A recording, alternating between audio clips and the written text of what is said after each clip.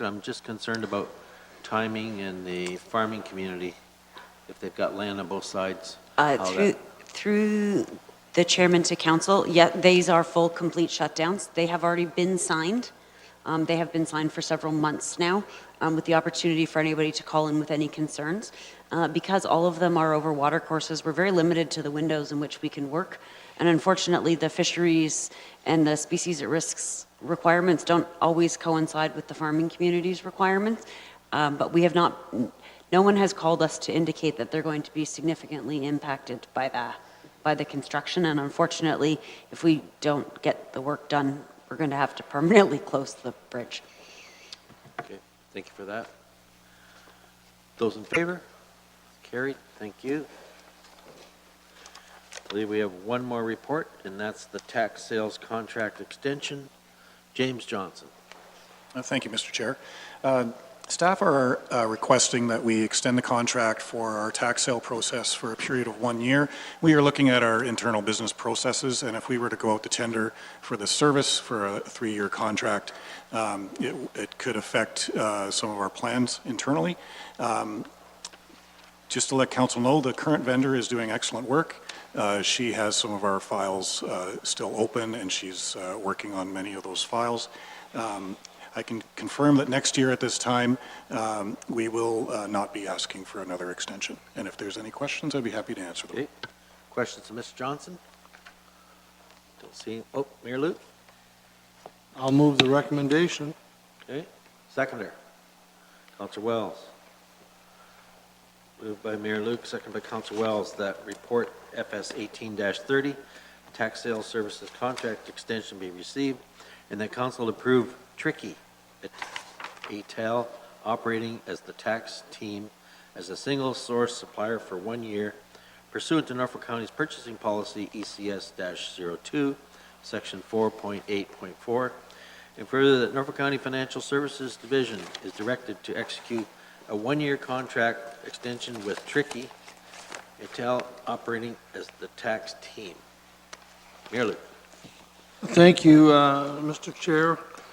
I want to say to Mr. Johnson through you that I appreciated an explanation as to why the tender wasn't put out when perhaps technically it should have been. And I can say that I certainly am well aware, but I forgot that there was a shortage of staff in our tax department last year, and they were scrambling to meet the workload down there, and they did it. But I really appreciate the explanation. Thank you. Okay. Councillor Black.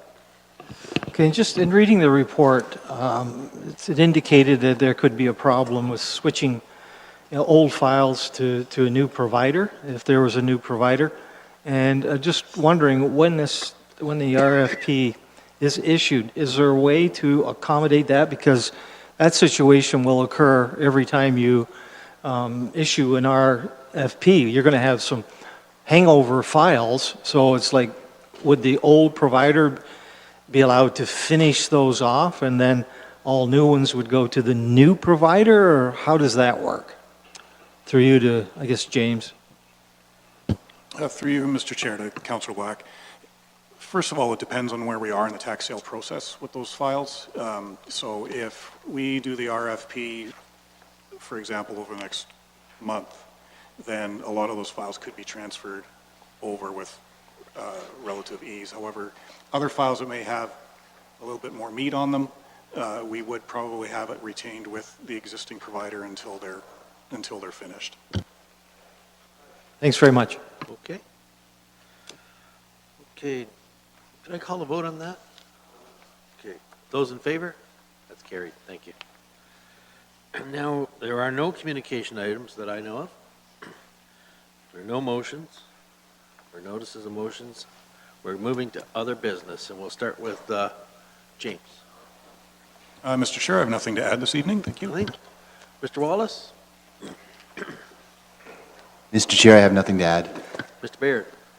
Just very briefly, Mr. Chairman, May is Museum Month, and As expected, your curator team is working hard. Lots of great events coming up for the next few weeks. So I encourage you to pop by one of your local museums and see what's going on. Great things for sure. Thank you. Okay, great. Mr. CEO. Nothing this evening, thank you. Okay. Ms. Robinson. Nothing this evening, thank you. Mr. Gridley. Nothing this evening. Thank you. Deputy Clerk. Okay, we're moving right along. We'll go to Councillor Height. Thanks, Mr. Chair. I was just curious why we started our meeting so early today. I thought our council meetings were supposed to start at 3. I will let the Deputy Clerk respond to that. Through the chair, the first Tuesday of the month is, based on the Board of Health procedural bylaw, is set aside for the Board of Health. So Board of Health is to start at 2 o'clock the first Tuesday of the month. Okay, thank you for that. And my second one is it's something you learn being a counselor. I'm sure all you guys have received letters, handwritten letters, and that's pretty awesome because who does that anymore? But I received one yesterday from a senior citizen, a lady who doesn't normally follow politics, and I have to tell you, it was a pretty funny letter. I'm not going to go into it. In the end, she says, "Thanks for letting me rant." But there's some things about this job that are really good. I know we do a lot of shielding, Mr. Wells, but there's also a lot of fun stuff we did. But I really appreciated that letter. It's pretty funny when you open up your mail and you get one of those, right? But thank you. That's it, Mr. Chair. I'd almost love to read that letter. But Councillor Geisens. Thank you, Mr. Chair. I have a couple of things, and I'll start with the hardest one, I guess. We still have some problems on Forestry Farm Road as far as the abandoned wells are, and I wonder if our Chief Administrator Officer may give us some information. I know there's people out there wanting to know what's happening.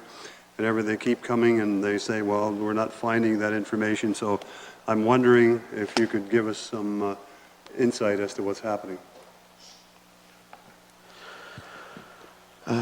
There are a number of items to report, and there will be a forthcoming report from staff dealing with the topic in general. But specifically with respect to Forestry Farm Road, I can inform you that county staff met with the Ministry of Natural Resources and Forestry and with the Ministry of the Environment and Climate Change for 3 hours on Friday morning to discuss a number of items, but most specifically Forestry Farm Road and the various wells that are there. You may well be aware that there is now fence, sort of orange, I don't know if it's actually snow fencing or not, but fencing at the bottom of a ravine, which is municipal property. And in that area, there have been some readings at potentially elevated numbers. Now that's at a low-lying point. We know that hydrogen sulfide is a heavy gas and that it's concentrated there. So we are ongoing monitoring from ourselves and the Ministry of Natural Resources and Forestry. So multiple physical monitors present that from the county side, that's led primarily by our fire department. Readings up at roadside are typically between 0 and 5 parts per million, which are below the thresholds where one needs to take safety precautions. So something between 0 and negligible, which is the good news at the moment. There's been physical alteration at the site, not by human beings, but trees have fallen over. There's a bunch of water down there, and we don't know, which is why we're taking a look and some precautionary measures. Whether we weren't there last spring, we weren't alive to this as a problem last spring. You'll recall this popped up in August of last year, and so we can't say whether this is an annualized sort of natural process or whether there's maybe some sort of something changing geologically underneath, which is why we are devoting extra attention to that at this point in time. We are having analysis performed on some of the data that's being gathered, so the devices take readings on a fairly continuous basis, and Ministry of Natural Resources and Forestry and Ministry of Environment and Climate Change are being assistive in that regard. The important takeaway at this point in time, until we can come to, I don't know that we're going to come to a definitive answer on this unless or until someone figures out exactly what's underneath geologically speaking. And at this point in time, we still have not found what is most certainly a wellhead. There's just, we still can't effectively say where ground zero is.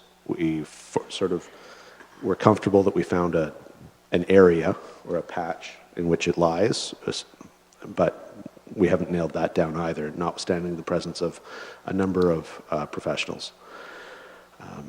I hope that provides some amount of comfort. There's no immediate danger to the public outside of the fenced areas. The fenced areas are very well signed, and it's not like a consistent danger. This is the real problem or challenge with these wells. You can sit there and everything's just fine, and all of a sudden it sort of burps or belches, and the gas is present, and then seconds later it's gone. And then 10 minutes later it happens again, and then 10 days later it happens again. There's no rhyme or reason or consistency to it, but the area is well signed. There's no particularly good reason to be down there at this point in time. We are trying to monitor because there have been physical changes to the environment, and we just don't know if that's spring or if that's something more significant.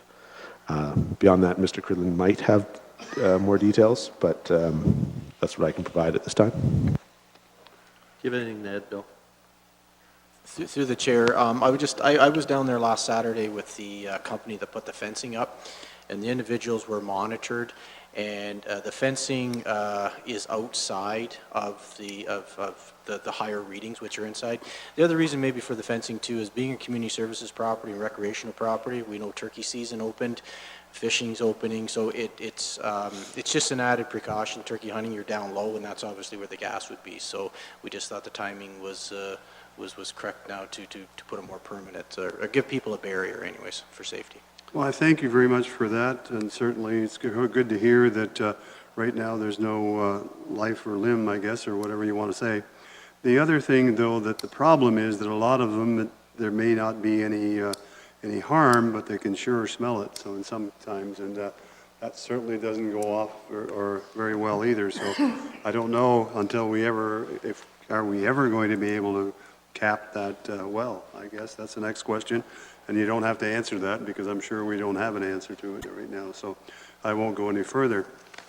Just I have on that subject, just Roger, a question. Can they not take a metal detector and try to detect where the casing is? Well, it's underwater, isn't it? We do believe it's underwater, but more than that, a number of the wells that were abandoned in the 50s and 60s don't have any capping in the way you would today. There's no sort of concrete, cap on the ground, on the surface where you can self-evidently identify there's some man-made structure down below. These were holes that were collapsed with mud and roots and debris that was handy. So there's, even were it not covered in water, 50 years later, there's absolutely no guarantee. You could be standing on top of one and have no idea whatsoever. Okay, Roger, keep going. Okay, I have something much better, I guess. Langton Showtime is back, and they're starting this. Actually, I guess it's Thursday, Friday, and Saturday. Thursday is senior citizens, and they get I think it's a $2 or a $1. I'm not 100% certain, but there is for seniors. Friday and Saturday are regular fees, whether you're a senior or not. They put together a good program, some songs, some jokes, and a lot of good time, I guess. I know that Councillor Wells is planning on going on Thursday and has been coming for quite a while to Langton to go through Langton Showtime. So I'd like to tell everybody out there, if you want to see a good program, please come out to Langton on those 3 days, or one of those 3 days, and we hope to see you. Thank you. Go on to Councillor Brunt. Councillor Black. Mr. Chairman, I'm not sure if Mayor Luke's going to bring this up or not about Saturday. Council a few meetings ago allowed the biosphere to go ahead and plant on 4 acres of industrial land in the Judd Industrial Park. And we were all invited up there. Mayor Luke, myself, were present on Saturday around 10, a little bit chilly. Our local MPP, Toby Barrett, and MP Diane Finley were present as well.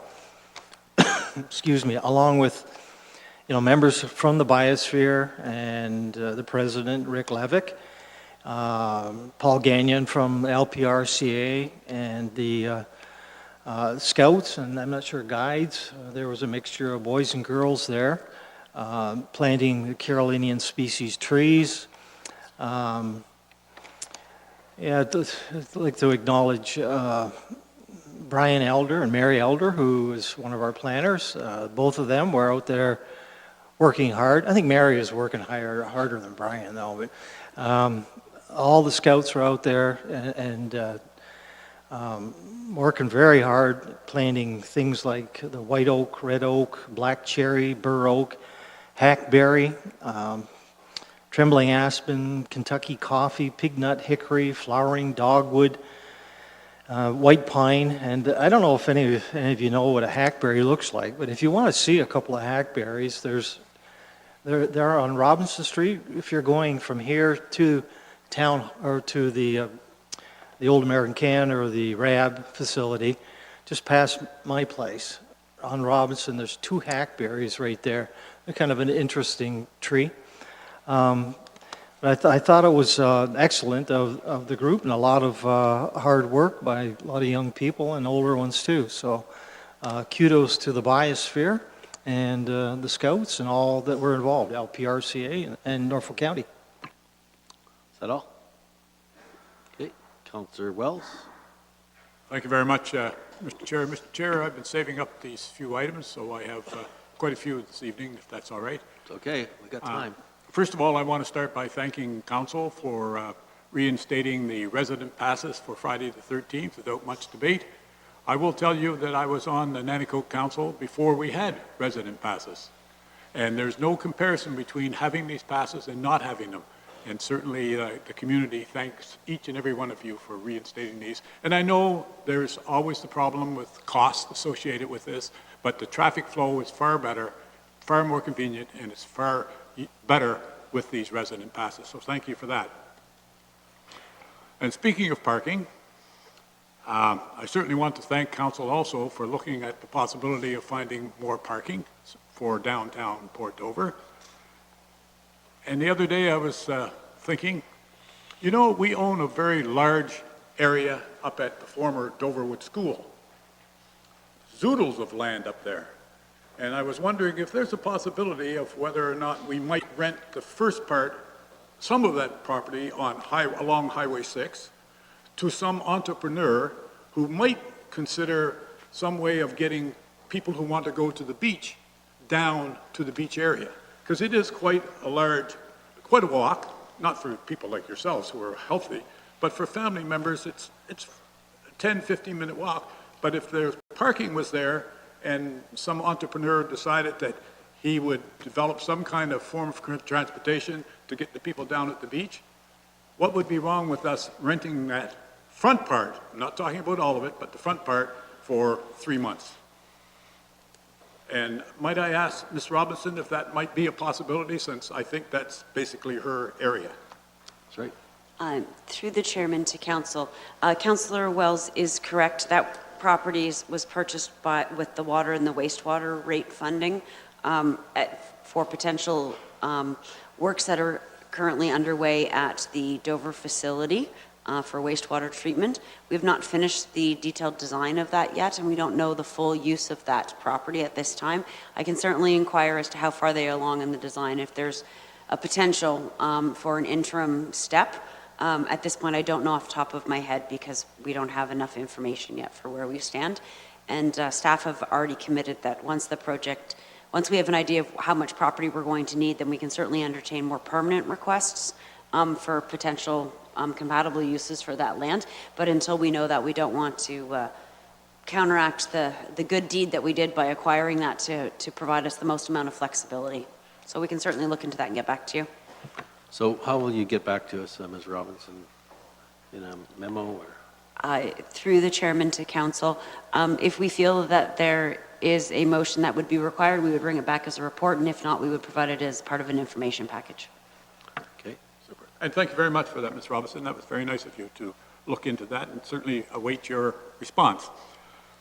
The next area that I have, Mr. Chair, some time ago, I guess when we first started in Waterford, we built a dog park, and we were going to expand these dog parks to other communities. And lately, I have had quite a number of calls and emails about when might we be expecting this dog park in Port Dover. And I don't know. So could I ask who is in charge of that, and would they respond how I would respond? Mr. Cridlin. Through the chair to Councillor Wells, yes, that would be a community service division responsibility. And I believe it is in 2020 that there is money in the capital budget for fencing and some groundwork to put a dog park in Port Dover. And I believe the location is between Woodhouse Park and the property that you had mentioned. I believe it's owned by Public Works. We've dealt with Public Works staff. It's a treed, scruffier area that we feel would make a dog park. So there's a location being talked about, and there's a capital budget.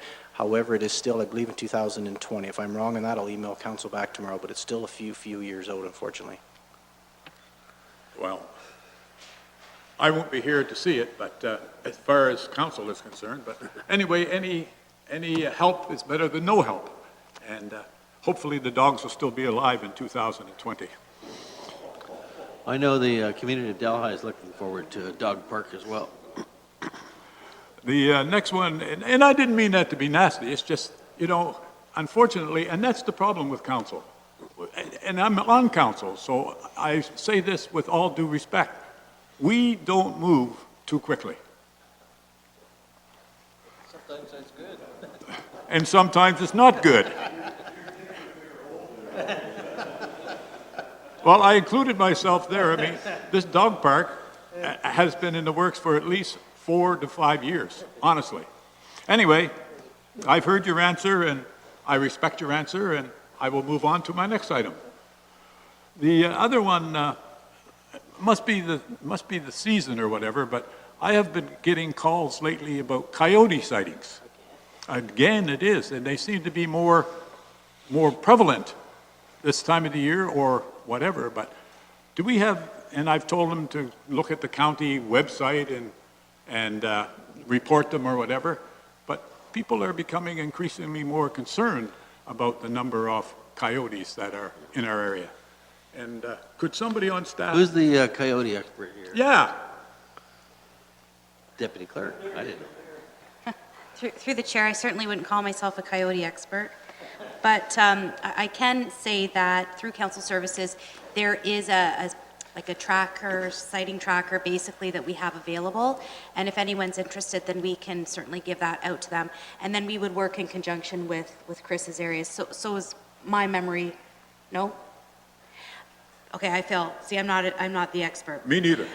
But what I can do is, I know that we do have the tracker. It is still in place. And Andy Grizel is the one that put it together. So I can certainly talk to him about it and see where things are at that point. And one thing I'm sure of that I have been telling people, and I think I'm right, but I better get this in black and white, that you cannot go out and shoot these things on your own. Am I correct on that? I think if it was a farmer... Oh, we're not farming in Port Dover. Okay. I don't know where we get that answer. I think the Ministry of Natural Resources and Forestry would have to be consulted on that one. Well, I've been telling them they can't shoot them in town. That much I know. So if I'm wrong, sorry? Oh, safe. Okay. Okay. It's the first time in the 27 years I've been right on council. And my other one, just many people tend to think that I never get out of Port Dover. Every once in a while I do get out of Port Dover, and I am concerned about other areas of the community in which Norfolk is such an important part. What's happening to the ambulance base in Waterford? I don't see much movement there. I see Ms. Robinson's ready to answer that. Through the chairman to council, staff are currently actively working on the design for that, and we'll be sending it out for tender once the design drawings are finalized. So it's moving forward per council's direction. Okay. Thank you kindly. That's all I have to add. Okay, that's a good job there. You raised a lot of issues. Counselor Sonneberg. Thank you, Mr. Chairman. A few minutes ago, we approved the construction of 3 more bridges in Norfolk County, 2 of which are in my ward. We've had so many bridges built in my ward in recent years, it's becoming embarrassing. I'm almost self-conscious about it. I can think of at least 8 in the last 2 or 3 years. But there's a reason for it. Unlike the rest of the county, we have a lot of commercial and agricultural activity, and we have a lot of people going to and from work. We're just wearing out our bridges. Okay, there you go. Counselor Oliver. Thank you, Mr. Chair. I've got 2 things I'd like to just bring up. First of all, on Saturday morning, I had occasion to take advantage of our first Household Hazardous Waste Day put up by Public Works and Environmental Services, and Jennifer Wilson, of course, is our manager of all of that, and I just want to congratulate staff. I know we have a contractor that comes in and actually implements the Hazardous Waste Day, but it was well organized and well used from the looks of the long line that was all the way out to Highway 24 when I got in the line. So please pass kudos along to staff.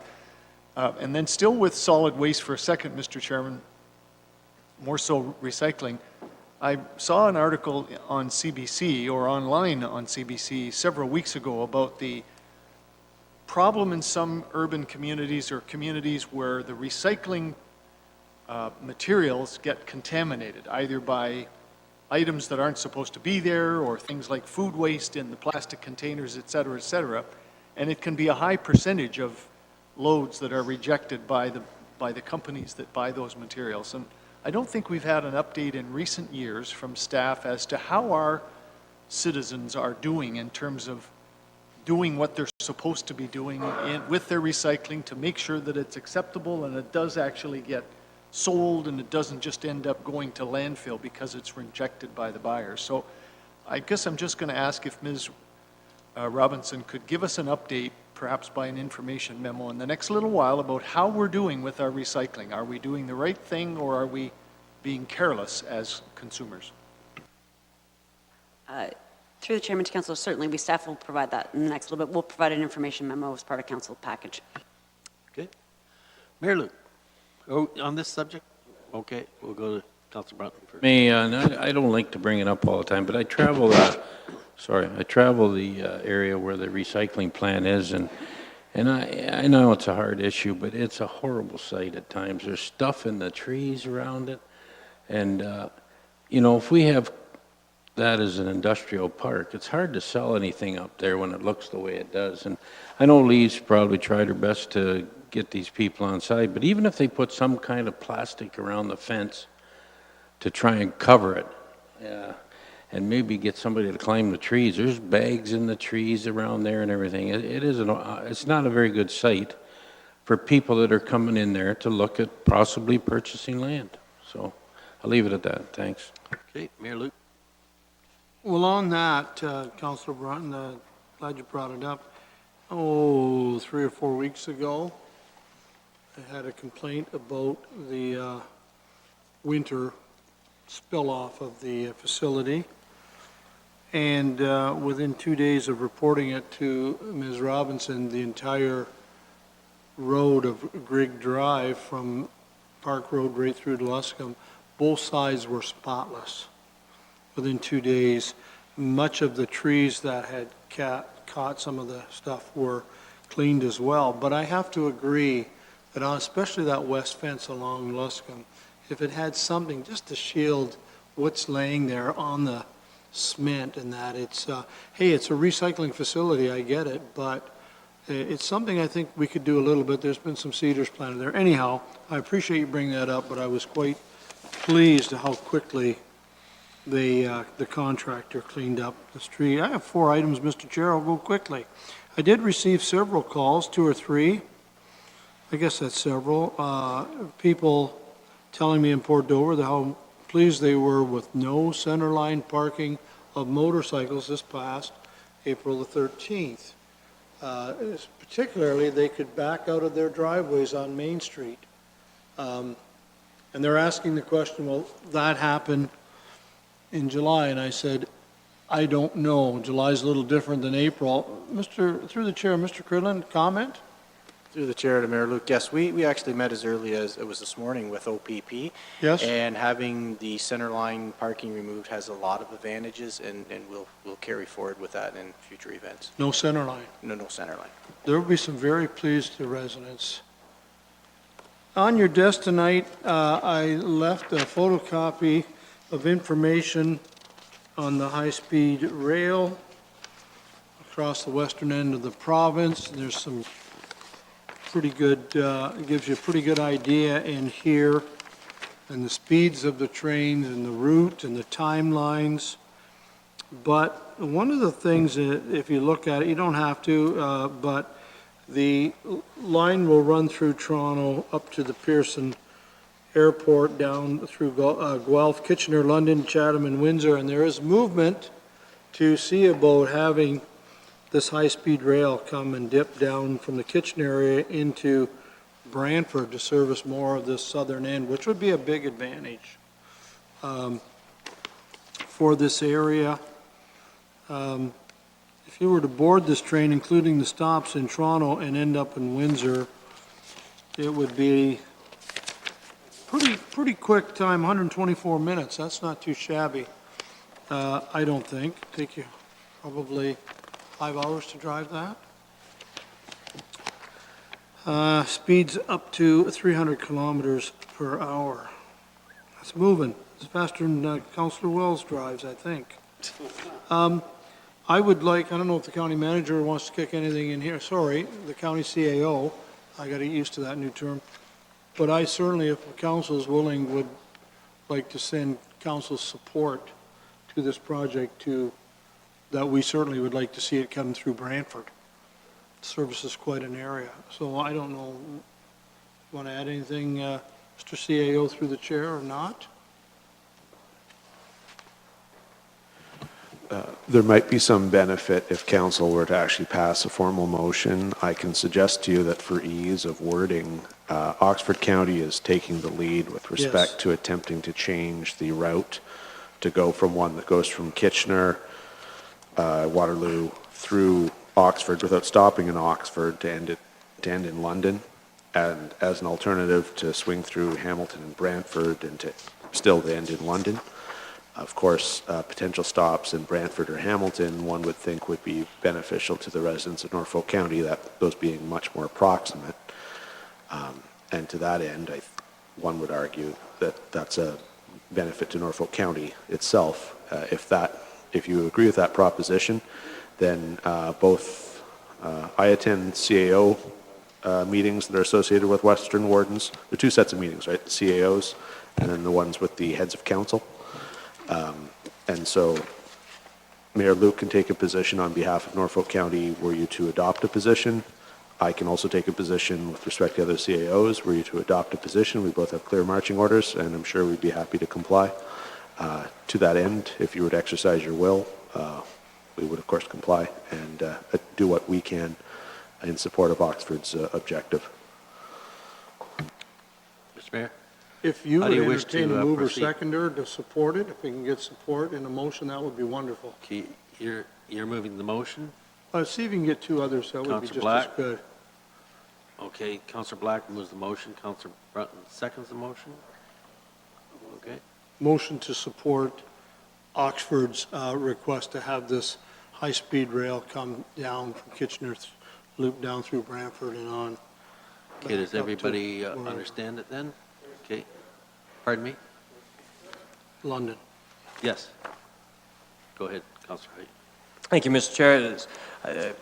I do support this. Obviously, it would help Norfolk and Oxford counties, but I do think it's a wishing list item. I know I've spoke with some councillors up in Cambridge, and they're really pushing for this, and they've pretty much laid out a route already through the fields on which way it would go. I think something that could be done short-term that would be beneficial for Norfolk County is to fix Highway 24 and turn it to a 90-kilometer-an-hour road. And it would also be nice if Ride Norfolk took some people from Norfolk to Brantford so they could actually get on a train. Because you can't, with public transit, leave Norfolk County. Okay, it wasn't like that when I was a kid. You could. The Greyhound bus came here, Dover, Delhi, Simcoe, and at least I could go to college or come and visit my family on the weekends. Our kids today in Norfolk, they don't have that ability. We talk about youth retention. That's where we're losing them. They can't get home. You know, our ECDEV department, we spoke about that last night at the TDAB meeting, youth retention and how we're making these programs. But if the kids don't drive, and it's so much harder now to get a driver's license. When we were 16, you just got your license and you drove wherever you wanted. Now you got to go through all this graduated stuff. Well, by then the kids aren't coming home. You know, I think, and I know I came down from London there a couple weeks ago, and their road out there, it was 90 kilometers an hour. And it was a lot better, I'll tell you. All right, that would help speed things up for sure, but I'll support this rail trail. Thanks. Okay, further discussion? No. Okay, I'll call the vote to support that motion of Councillor Black and second by Brunton. Those in favor? That's carried then. Thank you. 2 to go, thank you. Appreciate that. On Sunday afternoon, Councillor Sonnenberg and Councillor Wells and myself attended the Waterford Museum's annual Agricultural Hall of Fame induction. You're aware of this, but I did want to mention it here. They inducted Hellier Ginseng, one of the main beginning forces behind an incredibly successful agricultural business. You're most likely aware that today there is 9,000 acres, which is about 4.5% of our total crop acreage in the Norfolk County, in the ground with a market value of over $3 billion.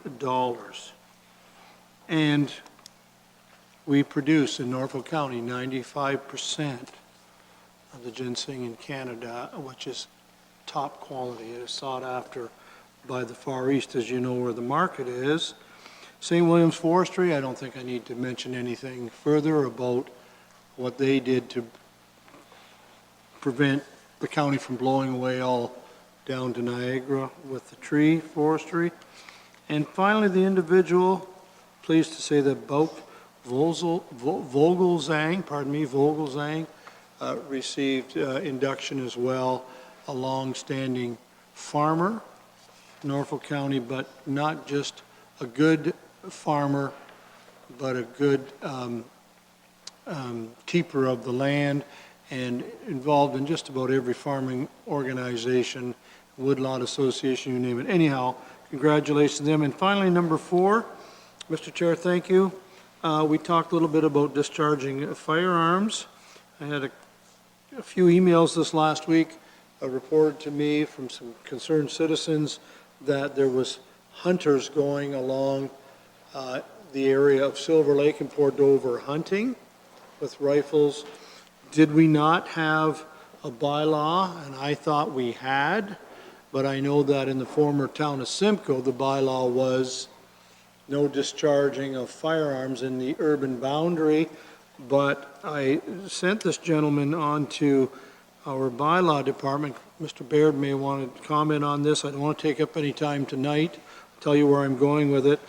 Apparently, the former city of Nanticoke's firearm bylaw says that you can't discharge a firearm within 500 feet or meters of a building. Didn't know that. I thought we had a uniform consolidated bylaw. I guess we do not. I don't know. I don't expect the deputy clerk to comment on this tonight, but I will be pursuing this and asking staff or council or both if, in fact, we still have 4 different firearm bylaws in our, I guess, 4 or 5 urban areas, that we proceed this year to look at having one that is uniform. So I'll leave that at that. Actually, I had one more, so I apologize for that. And that is, and I want to engage Mr. Baird, but as you know, I believe tomorrow is the final day of our zoning bylaw for marijuana for the appeal period tomorrow. So stay tuned. I don't think there is any objectors at this point. But as you also know, we directed staff to come up with an odor control bylaw. And Mr. Peter Hellier, who is on the task force, called me on Friday and said that it was reported to him by staff at the task force meeting that we would not see an odor bylaw come before us till the end of this year. And that alarms me, because I think there's some people out there just about at the end of the rope with the smell of marijuana. And so I want to ask through the chair if in fact that is true to Mr. Baird, and I'll continue from there if you will permit me, Mr. Chair. Through the chair, I think it's just a matter, we obviously want to develop an odor bylaw. The bylaw that Mayor Luke has just indicated was with the cannabis, the changes, and it deals more with setback requirements. So we will have a tool to use through our zoning bylaw as a way to regulate the growing of cannabis in any various zone and within setbacks from sensitive uses. The odor piece, I think we are leading the country right now in the development of something, an odor bylaw. And so we're trying to be very cautious that way. We need to do our research. But I think you're referring, Mr. Matt Vaughn is sort of our lead expert that's developing these policies. And I fully understand that council wants to have an odor bylaw in place, and I believe it is just basically just the workload. Mr. Enslin's office, just in the last 2 weeks, we have a list of over 10 locations where cannabis is being grown and is aggrieving the adjacent property owners. We simply don't have the enforcement officers to be able to do this. We're learning as we go, but the magic date is when we can start doing this, is in the next day or so.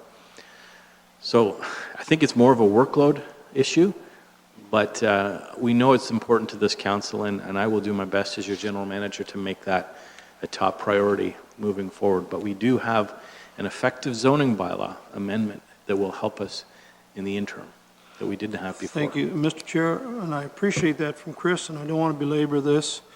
And I recognize that we have a number of complaints, and we do have setback and site plan in the bylaw, so I'm glad that we're ready to get on this thing right away. But at the same time, Mr. Hellier tells me that some municipalities already have in place, and he mentions Langley, and I believe that's just east of Surrey in BC. Since 2015, their community has, so there must be something out there where we don't have to spend months and months of staff time to come up with something. And again, I don't know what's involved, so I'm not suggesting that Mr. Baird's comments are inappropriate. One thing I do know is often when we put direction to staff to bring something back, we put a time frame in it, and I don't think we have for this. And I have to admit, 8 or 9 months seems to be, to me, to be a long time to get something that is so important to the people of this county as this smell they're putting up with. So I'll leave it at that for tonight. I hope we see something as soon as possible. And Mr. Baird, I certainly respect that this is your busy time. Your people are busy, and I suspect after tomorrow you're going to get busier. I get that. But I didn't think we'd have to wait to 2019 to get an odor bylaw brought before us. So we'll leave it at that for tonight, but I did want to bring that up. Thank you, Mr. Chair. Councilor Barton, did you have something on the cannabis? Yes, Mr. Chairman, from me. Just on that topic, Chris, the there seems to be a lot of areas within the county, and for example, Greg Drive, there's things happening there. I see barbed wire fence around a big area. Is that going to be some kind of cannabis area or grow up in there? Or, and there's some of the industrial areas, I know I've been told that factory have been converted, things like that. Do we find out about that, or can they go ahead and do that in an industrial area without any recourse? Through the chair, it's being grown absolutely everywhere. A year ago, we had no idea what we were dealing with. We were Right. completely overwhelmed. I assume the that. location you're referring to, Yeah. we understand it's being grown there. It's being grown in the industrial park on 2nd Avenue. The smell permeates that area. We have a site plan that we've just approved for an application in rural Charlottesville. These are large growing operations, but we're also seeing, greenhouses popping up with and without building permits. So that creates a whole other challenge for us. Well, will we have the ability to, at some point, know where all these locations are? Through the licensing process, we have the ability through law enforcement to identify these locations. And as applicants come forward, those that apply for a building permit to construct a greenhouse or a building that they can grow in, these are some of the first questions. We're changing our script at our front counter now to say, what is the greenhouse going to be used for? Is it for vegetables or is it for cannabis? Because we have two different routes now, because the zoning setback requirements are different if you're growing nursery stock or you're growing cannabis. So again, overwhelming would be an understatement, just for the resources we have. And we haven't even got to July 1st or thereabouts when the recreational growing is going to happen, in residences. We're dealing with large growers in the ag zone, but this is going to be neighbors. What about apartment buildings? What's the implications for landlords? I mean, these are all these things we really don't know, and how we will regulate that. Fortunately, we have, Mr. Cribbs, his leadership, his legal background, and Mr. Loeb, and we're using their expertise immensely. But when we talk to our peers, they go, well, I think we've got one or two of those things going on, but it's just the scale of it in Norfolk County is exceptional. So I just want to get a little clarification though. Right now in the industrial areas, let's take the one on Greg Drive with the new fencing and everything. Did they have to come through your office? What they're doing is a permitted use. Unless there's a major modification or change in use in the building, they're free to do whatever they want to do. So no, okay. And then, for example, where there's an abandoned factory in industrial area, they can do whatever they want in there with no recourse from us, like no notification whatsoever? Sometimes we do get notification, and sometimes we don't. Okay. So it makes for a huge challenge from enforcement. Right. Those that follow the proper route and protocol, get their permits, and meet all the requirements, that's what we really like to see. We want to work with them, but it's just such a lucrative opportunity now that people are growing and everywhere. Yeah, it makes you wonder with the amount of growing that you hear is going on. I mean, you drive out Norfolk Street, I guess what I'm wondering, is there any chance at some point we would be able to see a map of Norfolk County with these places pinpointed on them? We could certainly generate a map, but it would be only those known locations Right. or where we've proven ourselves, through inspection, where they exist. Right. It'd just be interesting to have that information. Yeah. So, thank you. Okay. Anything else, Mayor Luke? No? Okay, just a few things here. Mayor Luke and I met with Ms. Robinson earlier during the break, and it's with respect, I've been asked, and so is he, about the dust situation at the Scott's bagging plant there, and I guess we're going to be taking a look at that this week, Ms. Robinson, is what you indicate? Okay. And the other one I have for you, Ms. Robinson, is the CN rail line. I've been asked to bring this up because it's deteriorated condition on James Street. For several years now, it gets worse and worse, and I know the property's in a change of ownership, Could you bring us up to date on where we're at with respect to that, so it's smoother traveling on James Street in Delhi? Through the chairman to council, we have successfully or unsuccessfully approached the rail line on multiple occasions to try to get some resolution to this, and we go around in a very nice circle to get back to I think at the end of the day what we're being advised is they haven't decided what they're going to do, and until they make a decision, they're not willing to allow us to do anything. And we just continue to do that. We are continuing to push because, as you know, James Street is in future years' budgets for some work, and we'd like to address it for sure at that time, so we're continuing to push them and do whatever we can in the meantime, but staff share council's frustration with respect to that. But unfortunately, it's not really, although it's our road, it's not really under our jurisdiction to deal with the tracks. It's unfortunate because it is a road that's traveled by 10 to 13,000 vehicles a year, or a day, I should say. So Mr. DeHaan let us know last time. The other thing I wanted to mention was the Camp Trillium Rainbow Lake. There was a fishing derby there on Sunday to raise money for Camp Trillium. This was put on in conjunction with the Long Point Region Conservation Authority and the Lions Club from Waterford. It was the third annual one, and they served close to 1,000 meals, 1,000 breakfasts on Sunday morning, and there was more than 200 young fishermen there to fish out of Rainbow Lake. And lastly, I just want to mention that the Delhi Chamber of Commerce is having their second Business After 5 event coming up at the Ramblin' Road Brewery Farm next Wednesday, May 9th, and everyone is welcome to attend. They'll give you a tour of the brewery, plus where they make kettle fried potato chips. Councillor Sonnenberg.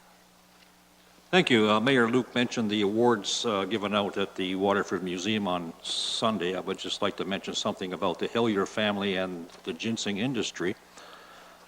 I grew ginseng for many years. I planted my first crop in 1977 and harvested it in 1981. It was 1/3 of an acre, about the size of our lawn out here. All the work was done by hand. You planted it with a hand seeder. You shook the straw with a fork. So acreages were quite small at that time. Everybody started out with 1/3 of an acre or 1/2 an acre. Hilliers were by far the biggest grower at that time, and I think they had about 5 acres every year. That was huge. Anyway, at that time there were maybe 15 growers in all of Ontario, and I knew them all. Now there's hundreds of growers growing thousands of acres. I know I don't know him personally, but I know of one farmer who plants 200 acres per year. I took my entire first crop to the Toronto airport in 2 pickup loads. This guy hauls tractor trailer loads all winter long. That's how the industry has grown. So just a few comments on the industry. Thank you. Okay.